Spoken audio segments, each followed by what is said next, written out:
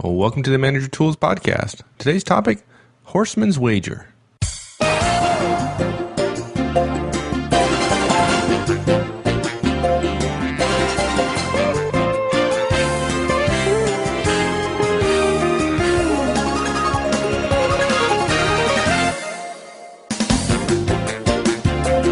We've been very pleased so far with the demand for our interviewing series of podcasts. Close to 1,000 purchases so far, and the early feedback has been really quite powerful. If you'd like to read what folks are saying, we'll post a link on the website. Same goes for ordering the product. But one of the tenets that distinguishes the cast is its emphasis on preparation. One person on the forum actually suggested that folks buy it before they need it, because they discovered that many of our suggestions require time to implement. And literally, it can take months to do if done right. But there are those who disagree. There are interviewees who believe that the key to interviewing is to, quote-unquote, play the game. Many of these folks will tell you that the way to prepare is learn about the company so that one can be what the company wants. Well, we believe that this is false, and we spend some time proving it in Lesson 1 of our interviewing series. And for those who have suggested that to Mark, they meet with the famous response, "You've never seen Horstman's Wager, have you?" Well, in this cast, we'll discuss Horstman's Wager and why playing the game is the kiss of death in interviewing. Here we go.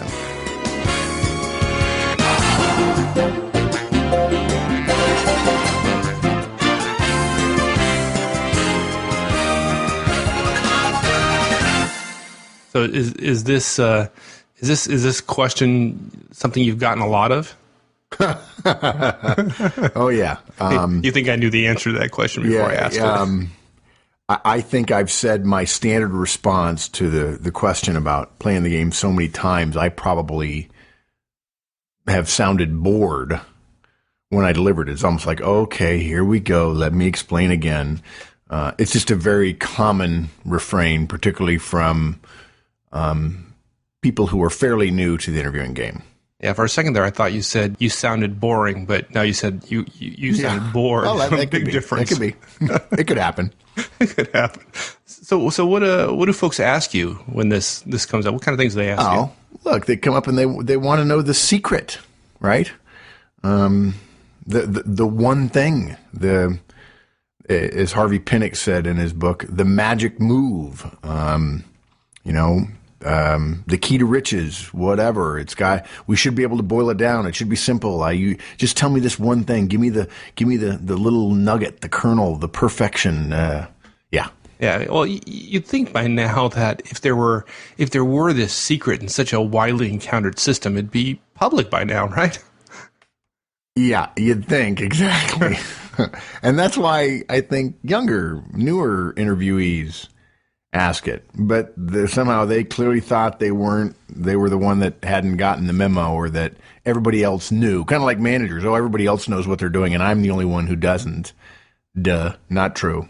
Yeah, and of course, the underlying thing here is they're just trying to avoid that hard work of preparation. Yeah, exactly. I mean, shoot, why should I pay for the ticket if I can get somebody to give it to me for free, right? Why should I work hard if I don't have to?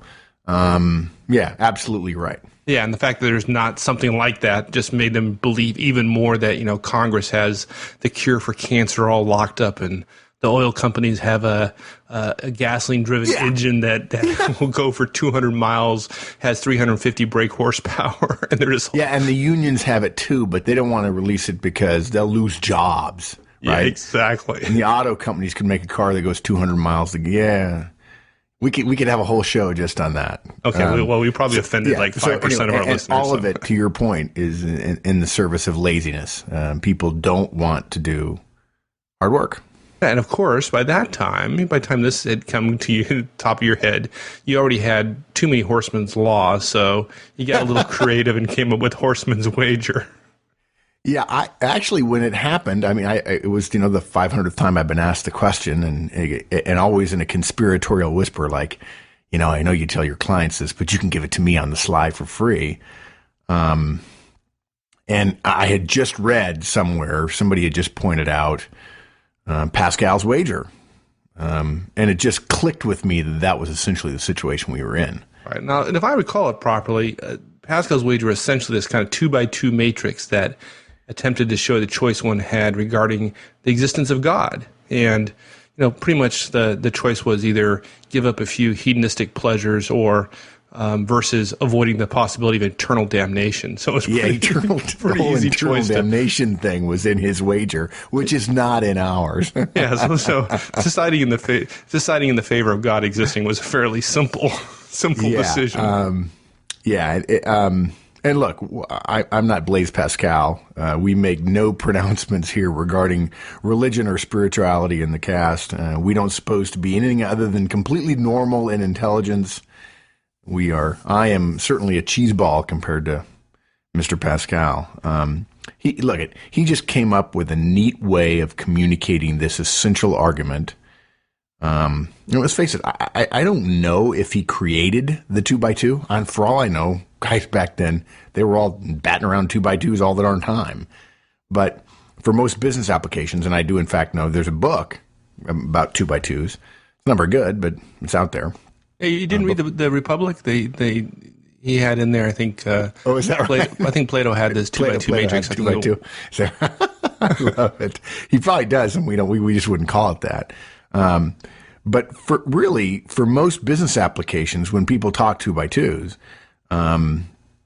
his use of it was iconic. The whole trying to illuminate a situation where an actor has to make a choice between two possibilities, and the result is one of two possible outcomes or things. That essential process versus choice, outcome versus process is a core part of Pascal. It is at the heart of the wager, at least intellectually. Right. Yeah. Put differently, it just shows a dilemma with binary outcomes and then contrasts them.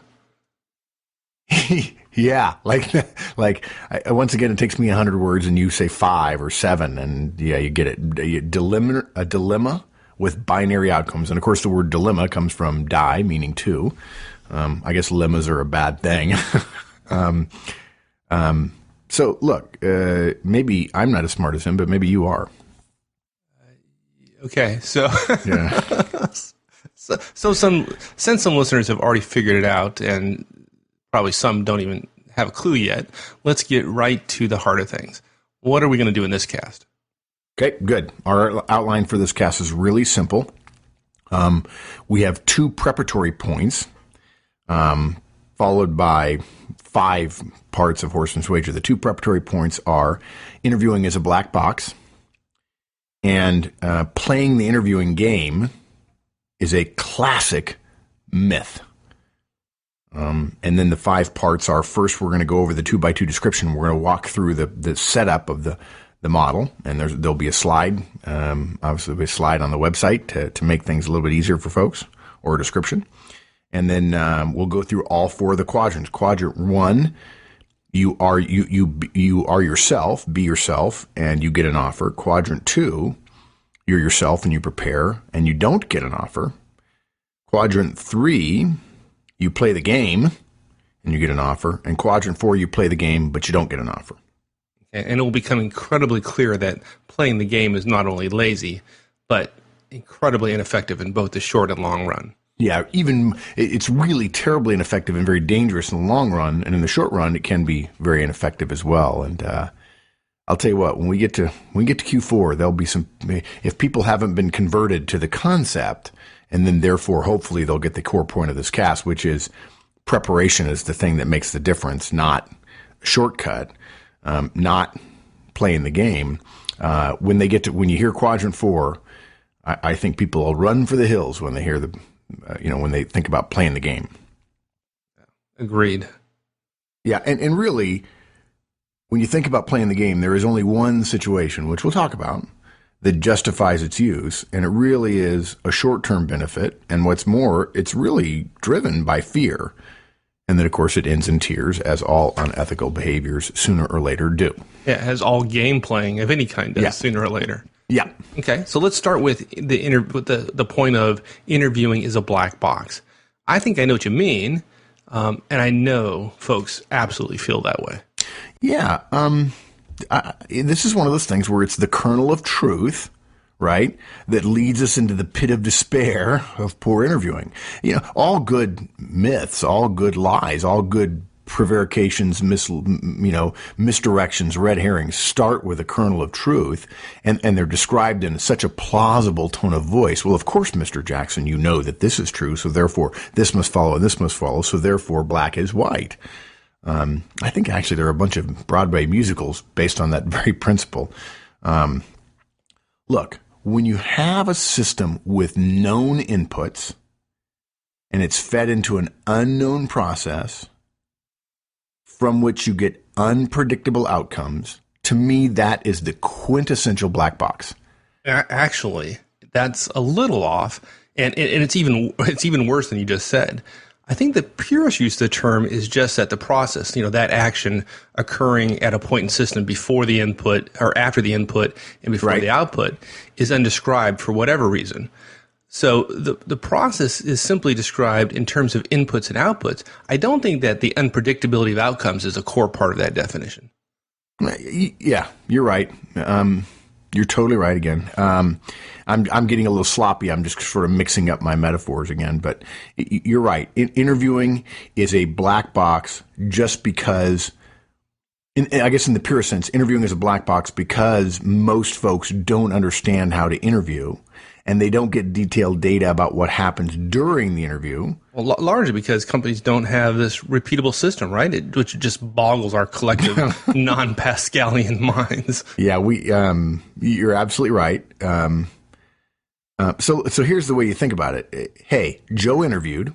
I know Joe. He's the input. I find out later whether Joe got an offer or not. And of course, the outcome is offer or not.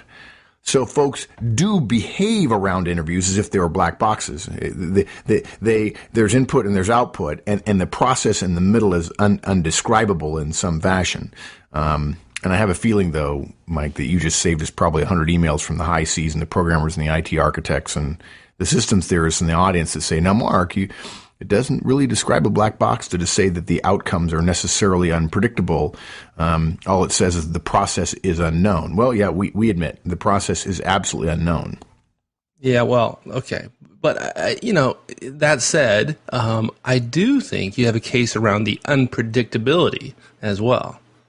Yeah, I think it follows. I think I just probably tried to make the theory fit too perfectly to my set of circumstances. I just extended the theory a little bit by suggesting that for many of us, if we see something as a black box, based on the definition you described it, we're likely to be unable to predict the outcome. Yeah, I think that's fair.